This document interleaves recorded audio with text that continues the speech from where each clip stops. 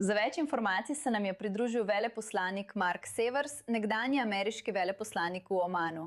Najlepša hvala, da ste se nam pridružili v tem prenosu. Kako pomembna je ta poteza Združenih arabskih emiratov in zakaj ravno zdaj?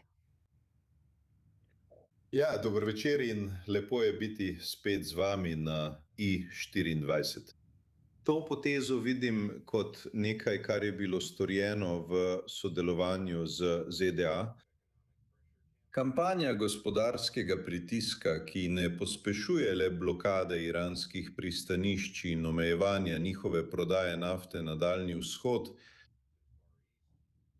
temveč tudi finančne ukrepe. Prizadevanja za zaustavitev trgovanja z valutami, s trdo valuto, od katere so odvisni. In velik del tega se je, vsaj po nekaterih poročilih, izvajal prek Dubaja. Torej, to je zelo, zelo pomembno.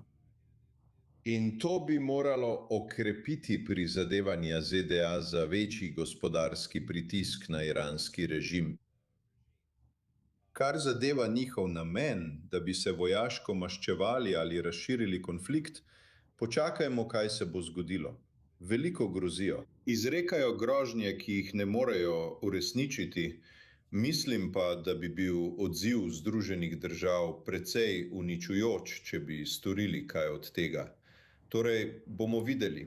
No, z Iranom se zdi, da je to fraza bomo videli. Toda, koliko bi to lahko neposredno vplivalo na iransko gospodarstvo? Opisujejo to kot hud udarec. Prav, mislim, da je to res hud udarec, še posebej v povezavi z vsemi ukrepi, ki jih uvaja ameriško finančno ministrstvo in z ameriško pomorsko blokado. Torej, je to še en del tega. Poleg tega je bila neposredna dvostranska trgovina pred vojno med Iranom in ZAE v vrednosti nekaj 10 milijard dolarjev. Mislim, da so bile ZAE njihov drugi največji trgovinski partner po Kitajski.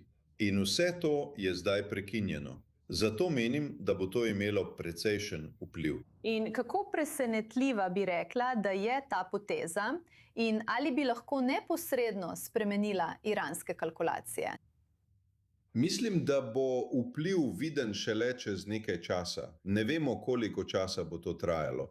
Mislim, da je sprva morda ZDA. Bil sem nekoliko preveč optimističen glede tega, kakšen učinek bo imela blokada njihovih pristanišč na omilitev njihovega stališča v pogajanjih. To se ni zgodilo. Toda, ker to traja dlje časa, imajo vedno manj sredstev, ne morejo plačevati svojih računov, ne morejo financirati svojih posredniških skupin. Ne morejo plačevati svojih javnih uslužbencev, ne morejo zagotoviti goriva za javnost in morda niti elektrike, torej so v zelo resnih težavah. Druga plat tega pa je seveda vpliv na mednarodne energetske trge zaradi zaprtja ožine, zaradi prekinjenih dobavnih verig, na ceno nafte in tako naprej. Mislim pa, da je Iran trenutno v šibkejši poziciji glede gospodarskih kompromisov. Če želijo stopnjevati in se vrniti k vojaškim operacijam, bo to povsem drugačna situacija.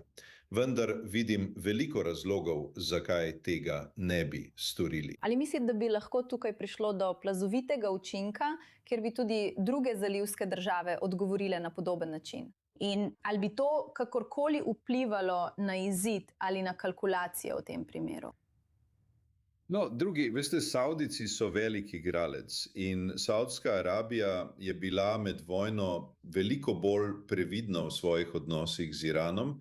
Mislim, da so Združeni arabski emirati precej odločno nasprotovali iranskemu pritisku. Saudska Arabija je prav tako izpostavljena, veste, njihova plovila skozi Rdeče morje na drugi strani arabske polotoka Bab al-Mandab napadajo Hutiji.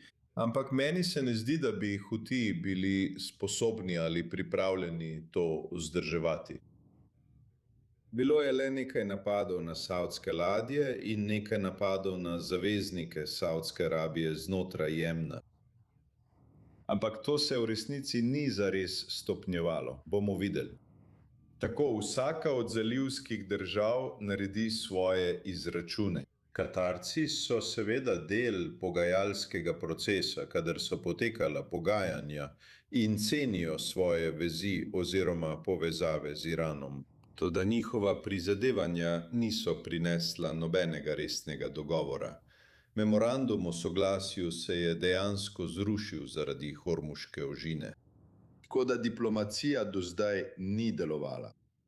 Ne bom vas prosila, da napovedujete prihodnost, ampak ali menite, da ta poteza nakazuje, da se konflikt širi oziroma v katero smer gre?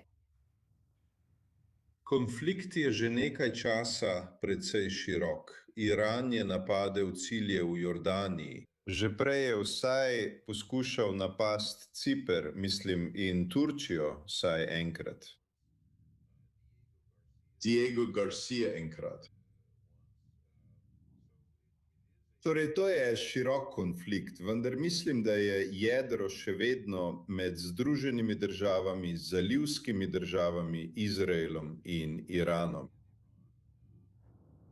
In res ne vidim, da bi se razširil preko tega obsega. Ampak lahko bi se zaostril, to zagotovo drži. Mislim, da je to odločitev, ki jo mora sprejeti Iran. V redu. Ambasador Mark Severs, najlepša hvala, da ste se nam pridružili. Z veseljem, hvala vam.